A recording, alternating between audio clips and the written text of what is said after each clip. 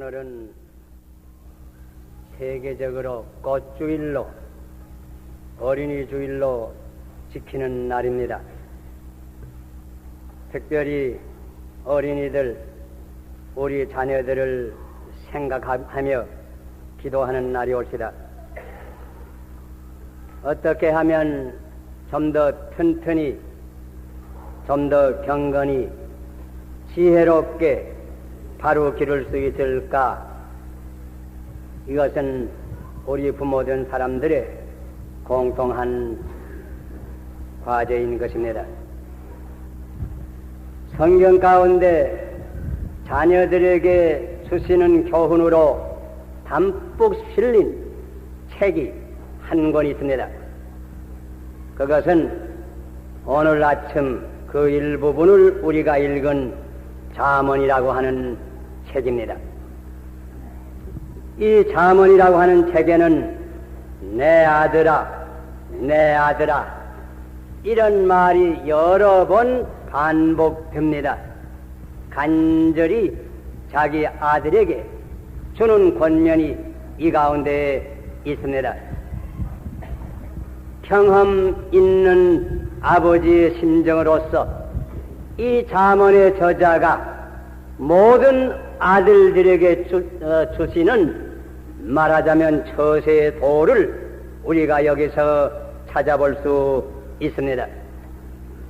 이 시간에는 우리가 이미 읽은 잠언 3장 1절로 10절까지 거기 있는 교훈의 내용을 간단히 생각하는 가운데서 하나님께서 오늘 아침 우리에게 말씀해 주시고 특별히 여러 청년들에게 말씀하여 주시기를 바랍니다. 간단하게 네 가지 교훈을 줍니다. 첫째는 내 아들아 나의 법을 잊어버리지 말고 나의 명령을 지키라. 그리해야 내가 장수하고 평강의 축복을 받을 것이라고 말씀하셨습니다. 둘째는 인자와 진리로 내게서 떠나지 않게 하라. 그리해야 하느님과 사람 앞에서 은총과 귀중히 여김을 받을 것이라고 말씀하셨습니다. 셋째는 내 마음을 다하여 여호와를 의뢰하고 내 명철을 의지하지 말라. 이것이 내 몸에 양약이 될 터이고 내 골수로 윤택해 할 것이라고 말씀하십니다. 넷째는 내 재물과 내 소산의 처음 익은 열매로 여호와를 공경하라. 그리하면 내 창고가 가득히 차고 내 집들에 새 포도즙이 다하지 아니할 것이라고 말씀하신 것입니다. 이제 간단히 여기 있는 교훈대로 생각하고자 합니다. 내 아들아 나의 법을 잊어버리지 말고 그 명령을 지키라고 권합니다. 여기에 법은 하나님의 법을 가르치는 것입니다. 하나님께서 이 우주를 지으시고 인간을 지으시고 우주와 인간을 위해서 법을 만드신 것입니다. 그 법에 의지해서 우주가 운영이 되고 법에 의지해서 우리가 살 때에 바로 살 수가 있게 되는 것입니다. 자연이 자연의 법칙을 주신 것입니다. 우리 인간이 어떻게 살아야 마땅한 모든 법칙을 또한 주신 것입니다. 이 하나님의 법은 구약 가운데서는 모세의 율법과 선지자의 예언들, 신약에 와서는 우리 주님의 친히 가르치신 교훈 또는 사도들의 교훈을 통해서 다시 말하면 우리 성경 가운데서 하나님의 법을 배울 수가 있는 것입니다. 우리가 이 법을 잘 배우고 이 생의 법칙을 바로 알아서 잊어버리지 아니하고 이대로 살 때에만 하나님께서 지으시고 하나님께서 다스리시는 이 우주 안에서 축복을 받을 것은 영약 관하의 일인 것입니다. 그것은 길게 설명할 필요가 없는 줄 압니다. 자연과학자가 자연의 법칙을 잊어버리면 과학자 노릇을 할 수 없을 것입니다. 무슨 문명의 새로운 기계를 만들 수도 없을 것입니다. 바로 지난 주간에 미국에서 우주선 제미니 제4호를 쏘아 올려서 여러 날 동안 이 지구를 공간을 돌다가 또한 그동안에 한 사람은 화이 소령은 20분 동안이나 우주선 문을 열고 밖에 나와서 공중에서 산책을 하다가 다시 들어와서 무사히 이 지구에 안착된 소식을 우리가 다 들은 것입니다. 만일 이 우주선을 만드는 과학자들이 자연 법칙의 한 가지만 잊어버렸다고 할 것이면 그 우주선이 땅에 돌아오지 못했을는지 모릅니다. 우주선 문을 열고 밖에 나갔던 화의 소령이 이 땅에 다시 돌아올 수 없는 불귀의 객이 될 수도 있었을 것입니다. 필요합니다. 하나님의 법을 잊어버리지 아니해야 됩니다.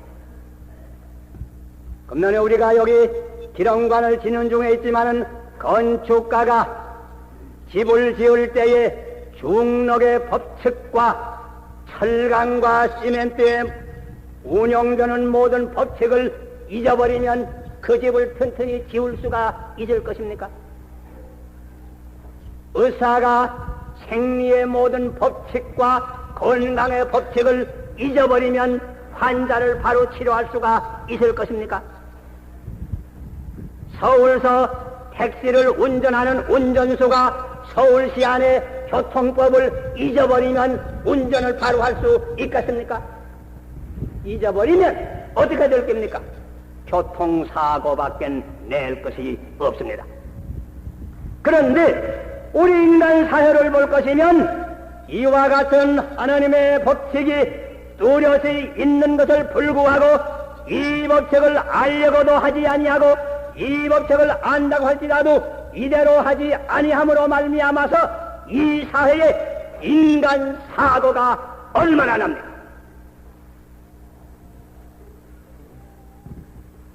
바로 몇 주간 전의 일 아닙니까?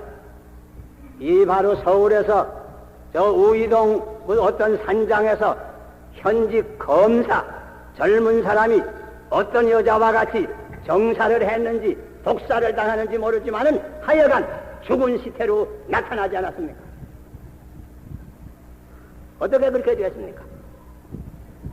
이 검사가 젊은 사람으로 검사가 된 것 보니 국법은 부지런히 공부한 모양. 그러기에 고등고시를 폐시해서 한 것입니다. 그러나 하나님의 법을 배우지 못한 것이다. 하나님의 법을 잊어버렸습니다. 결국은 여기에 있는 말씀대로 장수의 축복은 받지를 못했습니다. 하나님의 법을 잊어버리지 아니해야 문자 그대로 장수의 축복도 받을 수 있습니다. 여기 보니 내가 하나님의 법을 이처럼 잊어버리지 아니하고 그대로 잘 순종하면 평강의 축복도 받겠다고 하였습니다. 그것도 사실입니다. 우리가 하나님의 법대로 살 때에 우리 마음에 평화가 있습니다. 우리 가정에 평화가 있습니다. 그런 사람들이 많이 모인 사회에 사실 평화가 있습니다. 하나님의 법을 잊어버리는 사람이 있는 곳에 평화는 없습니다. 평강이 없습니다. 바로 어제 신문에 여러분 다 보셨지요? 한국의 유수한 재벌 가운데 한 사람이라고 하는 사람이 부자 간에 소송한다고 하는 굉장한 신문의 보도를 여러분 다 읽어보셨죠? 그 가정에 평화가 있습니다. 하나님의 법을 잊어버리는 가정에 평화가 있을 수 없습니다. 내 아들아, 내 법을 잊어버리지 말고 내 명령을 지켜라. 그래야 내가 장수의 축복도 받고 평강의 축복도 받으리라고. 여기는 그 말씀이 없지만은 신약을 읽어보면 영생의 축복까지 받을 것입니다. 하나님의 법을 잊어버리지 마십시다. 그리고는 이 잠언의 저자가 이렇게 일반적으로 하나님의 법을 잊어버리지 말라고 권면한 후에 세 가지 권면을 더합니다.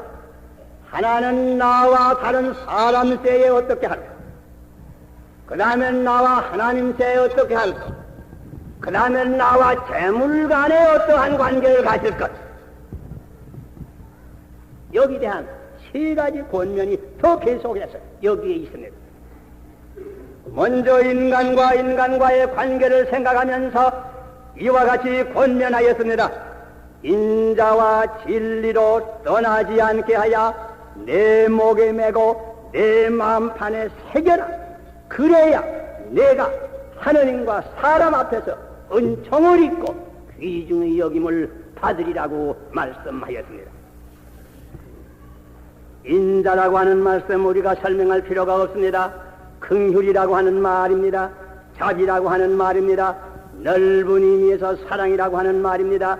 특별히 가난한 이들과 외로운 이들과 병난 사람들과 약한 사람들과 죄 있는 사람들을 불쌍히 여겨서 사랑하는 사랑을 흔히 인자 혹은 자비라고 하는 말로 우리가 표현합니다. 언제든지 이런 인자한 마음, 인자한 성품, 인자한 말, 인자한 행동을 하는 모든 사람에게 대해서, 특별히 약한 사람들에 대해서. 그 다음에는 진리로 떠나지 아니하게 하라고. 여기에 진리라고 하는 말은 무슨 철학적이나 신학적 의미의 진리가 아닙니다. 도덕적 의미의 진리입니다. 다시 말하면 진실이라고 하는 뜻입니다. 정직하라고 하는 뜻입니다. 충성되라고 하는 뜻입니다. 모든 사람을 대할 때에 진실하게 대하라. 인자를 가지고 대하고 진실히 대하라, 그 말입니다. 오늘날 한국의 사회와 같은 무심이 많고 무정하고 강포한 이런 사회에 이 인자가 얼마나 필요합니까? 한국의 사회처럼 허위와 가식이 많은 이런 사회에서 이 진실이 얼마나 필요합니까? 언제든지 인자와 진실이 두 가지는 목에 매여서 떠나지 않게 하라고, 마음판에 새기라고. 내 가정에서도 내 직장에서도 내가 어느 곳에 있든지 인자와 진실 이 두 가지를 가지고 모든 사람을 대하라. 여기에 권합니다. 이렇게 하면 하나님과 사람에게 은총을 입으리라. 오늘날 우리 한국 사회를 보면 정의 반대의 현상이 많이 있습니다.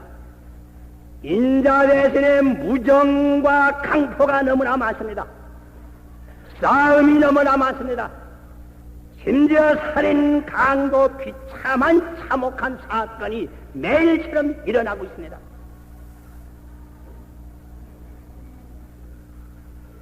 어린이들을 불쌍히 인자히 대하여 하겠건만은 어린이들을 유괴하는 사건이 종종 생깁니다.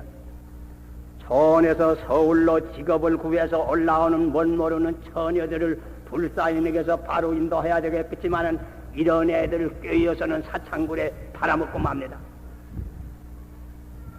사람의 생명에 관계가 되는 약 속에다가서 메사돈인가 뭐인가 마약을 섞어서 일확천금을 꿈깁니다.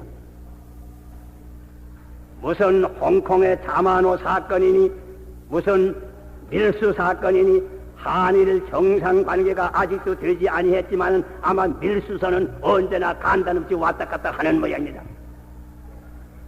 거짓, 허위,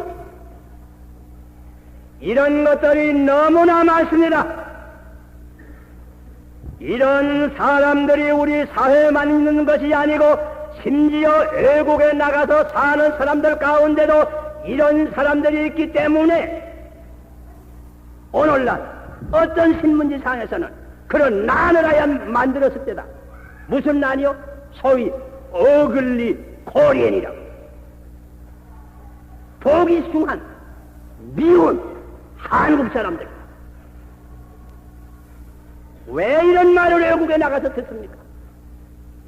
외국에 나가서까지 진실치 못합니다. 인자가 없습니다.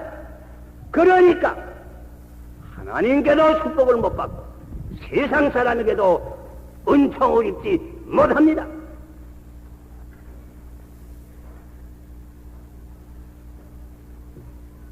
왜 어떻게 요셉이 어렸을 적부터 하나님과 사람 앞에 은총을 입고 귀중히 여김을 받았습니까?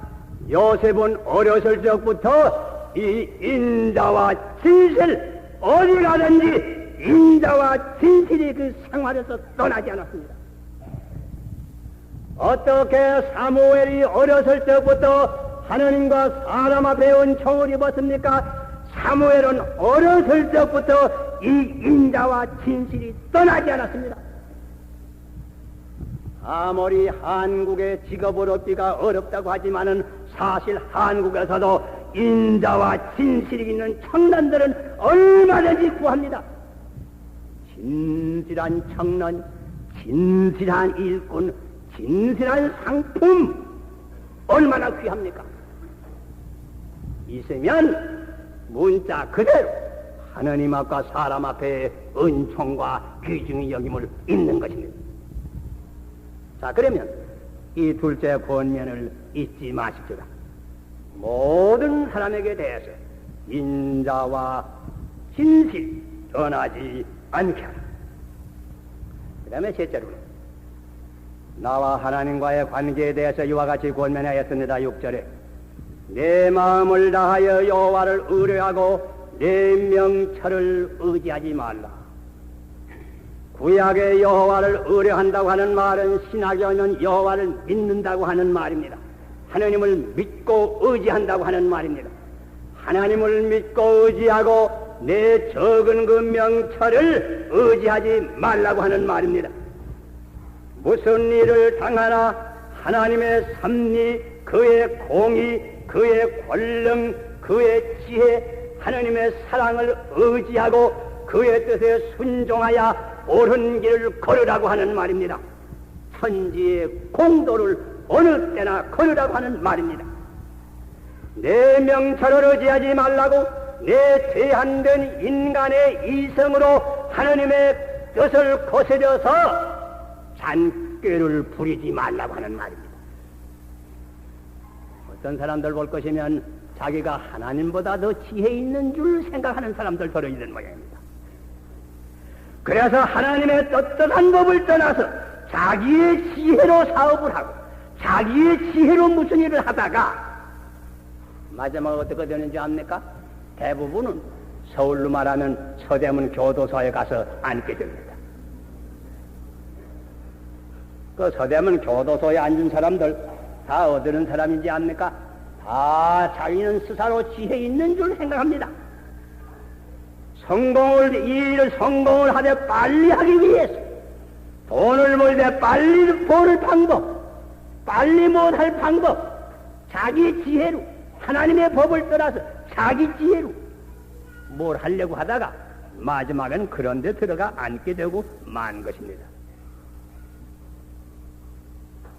내 적은 명철을 의지하지 말라고 내 마음을 다해서 하나님을 의지하라고 하는 이 말씀은 우리가 어떠한 환경을 당하든지 때로는 역경을 당할 때라도 환난을 당할 때라도 생의 비극을 만날지라도 그때 내 이성으로 앞길이 비록 보이지 않을지라도 하나님을 의지하고 낙심하거나 상심하거나 자포자기하지 말라고 하는 말입니다. 자살하지도 말라고 하는 말입니다. 종종 우리는 우리의 앞길을 볼 수 없는 데가 있습니다. 그러나 하나님은 미리 우리 앞길을 미리 봅니다. 미리 보시느니 하나님의 지혜와 능력과 사랑을 의지하고 낙심하지 아니할 것입니다. 하나님의 생각과 사람의 생각이 다르습니다. 하나님의 관점과 사람의 관점이 다르습니다. 사람의 달력과 하나님의 달력이 다르습니다. 인간적으로 절망과 같지만은 하나님 안에서는 절망이 없는 것입니다. 하나님은 능치 못한 것이 없는 것입니다. 최후의 승리는 반드시 하나님께 있는 것입니다.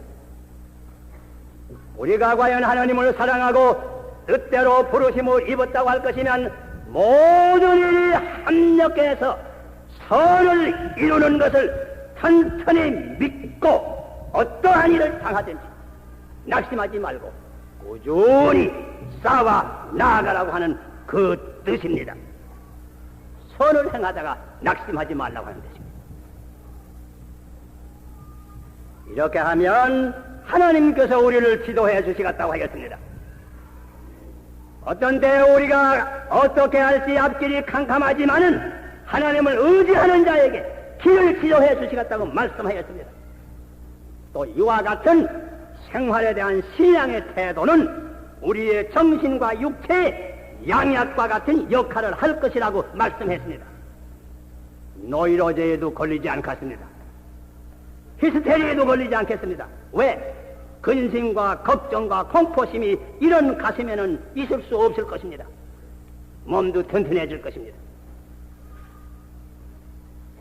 하나님을 의지하고 내 명철을 의지하지 말고 어떤 환경을 어떤 형편을 당하든 하나님을 의지하고 꾸준히 싸워 나아가라고 권면합니다.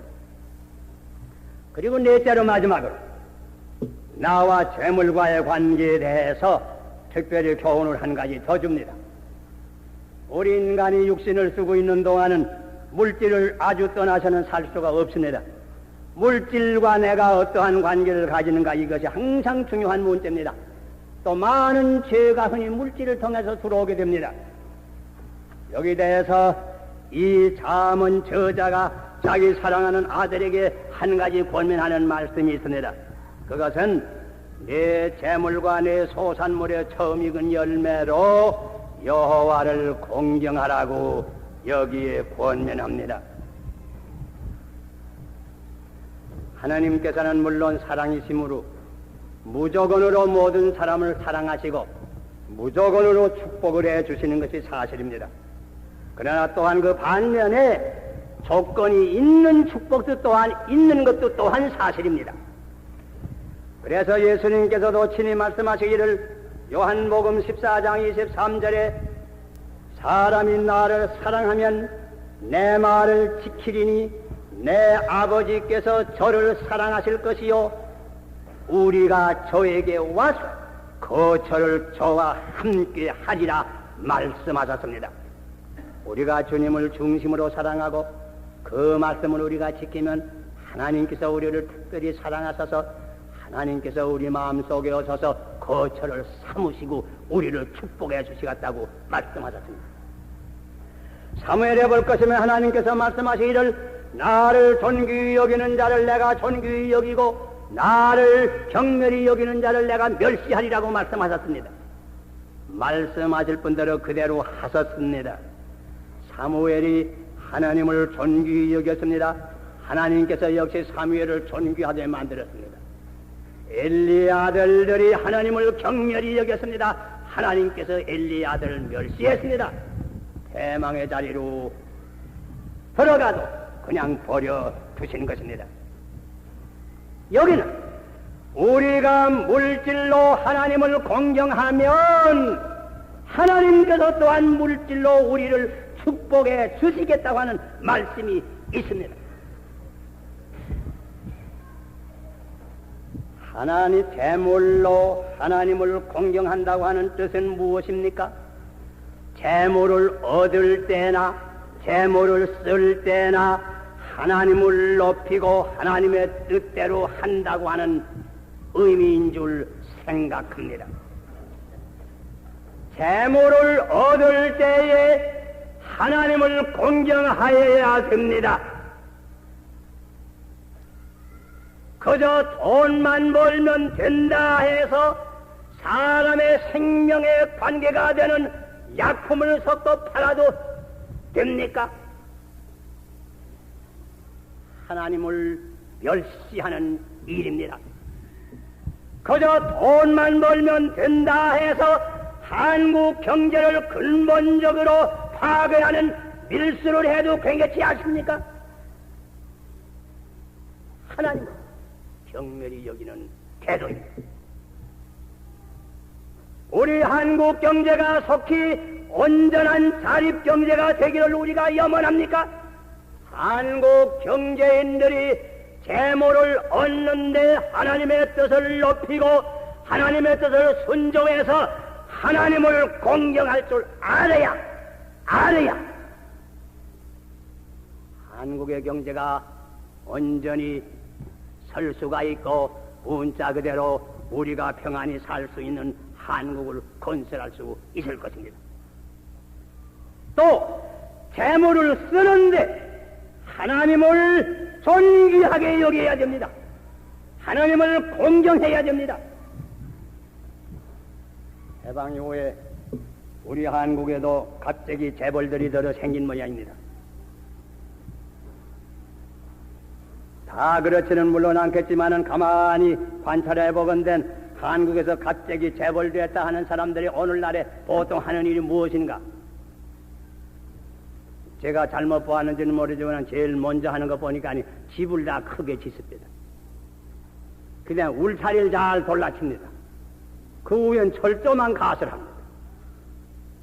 그 다음에 뭘 합니까?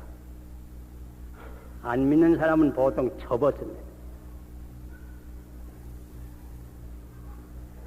한국의 재벌이라고 이름 듣는 사람들이 이렇게 돈을 써가지고 한국이 과연 축복을 받을 것 같습니까?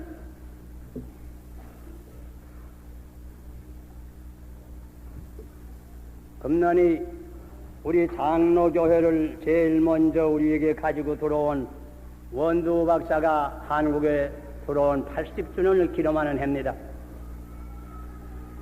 한국의 전도의 문이 열려서 이 원두 박사가 한국에 자기 몸을 바치고 한국에 나오기를 자원했습니다. 그래서 미국 북장로교회 선교부에 가서 내가 한국에 나갔다고 나를 보내달라고 자원해서 청원을 했습니다. 그러나 미국 북장로교회는 그때 못 보내갔다고 했습니다. 왜? 돈이 없었습니다. 그랬더니 그 말을 뉴욕에 있는 어떤 장로 교인이 듣고 제일 먼저 자원해서 6,000불을 선교부에 보내서 그 돈을 가지고 우선 원두 박사가 한국에 나오게 됐다고 합니다. 감사한 것은 우리 한국에도 신장로님 같으니 혼자 선교사를 지금 태국에 담당하고 있습니다. 그러나 지금 의료 선교사 송 박사가 지금 태국에 갔지만은 생활비가 없어서 지금 우리 한국 장로교 선교부에서 큰 힘주고 있습니다. 그러나 아직까지도 이 생활비를 자담하겠다고 하는 교인들 만나보지 못했습니다. 재물을 쓰는데 하나님을 공경할 줄 알아야 됩니다. 여기 미국 같은 나라에 여러분 아신 바와 같이 거기는 국가에서 설립한 주립대학 같은 것도 있지만은 그보다도 사립대학들이 더 유명하고 많은 인재를 양성합니다. 무슨 예일이니 하버드니 프린스턴이니 뭐 컬럼비아 아니 무슨 사립대학들이 많습니다. 그 사립대학들 다 어떻게 선출합니까? 자원해서 돈 있는 사람들 자원해서 교육사업으로 해서 돈을 바친 까닭으로 그렇게 사립대학이 잘 되고 인물을 바로 양성해냅니다. 우리 한국 안에 지금 있는 장로교 대학들 자그마한 넷이 지금 있습니다. 그러나 그 넷 가운데 아마 한 나이에는 그 학교 운영할 돈이 없어서 그 운영자들이 얼마나 많은 고통을 받고 또 웬만한 사람들에 가서 간청도 많이 합니다. 그러나 별로 거기에 돈 쓰는 사람들 많지 않아요. 지금 오늘날 국민교육을 하기는 해야 되겠는데 교실이 없어서 2부, 3부제로 국민학교에서 공립학교에서 교육이라 이렇게 시킵니다. 한국의 재벌들이라고 하는 사람들이 이 국민학교 교실 한 사람이 몇십 개, 몇백 개 좀 짓는 사람 좀 났으면 좋겠지만 그런 얘기도 뭐지 신문지사도 볼 수가 없습니다. 재물을 얻는데 하나님을 공경하고 재물을 쓰는데 하나님을 공경할 줄 알아야 됩니다. 그런 백성이, 그런 사람들이, 그런 사람이 많은 나라가 물질의 축복도 받는 것입니다.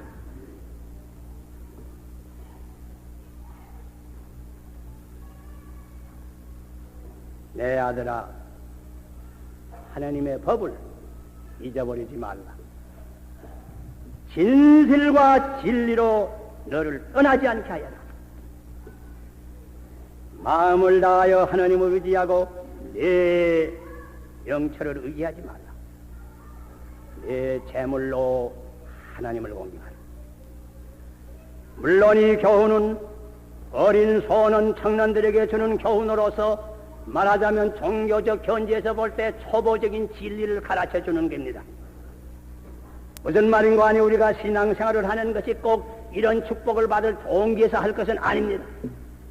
우리가 하나님을 공경하고 예수를 믿는 것은 그것이 옳은 까닭으로 그와 같이 합니다. 또 우리가 어떤 때에는 신앙생활을 바로 하기 위해서는 핍박을 받고 어려움을 당하는 때도 있을 겁니다. 다시 말하면 여기 말하는 축복 그대로 꼭 안 될 때도 있을 겁니다. 그러나 원칙적으로 볼 때에는 여기에 말하는 이 사실이 이대로 되는 것입니다. 내 아들아, 하나님의 법을 잊지만 그 명령을 지키라. 기도하십시오.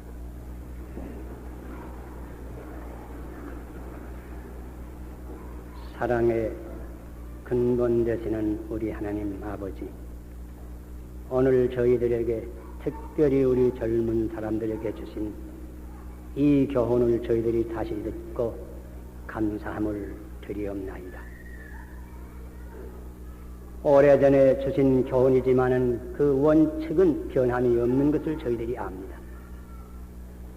우리가 이 교훈을 듣는 자만 되지 말게 해주시고 이대로 순종하는 자들이 되어서 과연 이 세상에 살 때에도 옳은 생활을 하고 이 세상에서도 축복을 받고 하느님과 사람 앞에 고임을 받는 생활을 할 수 있도록 아버지시여 축복하여 주시기를 간절히 기도하옵나이다.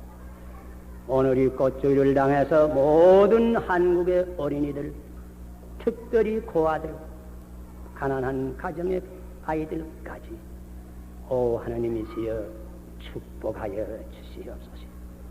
우리 한국의 젊은이들 하나하나가 하나님의 법이 있는 것을 분명히 깨닫고 이 법을 잊어버리지 않고 이대로 순종하는 가운데서 금생과 내생에 축복을 받을 수 있게 하여 주시옵소서. 예수 그리스도의 이름을 받들어 기도하옵나이다.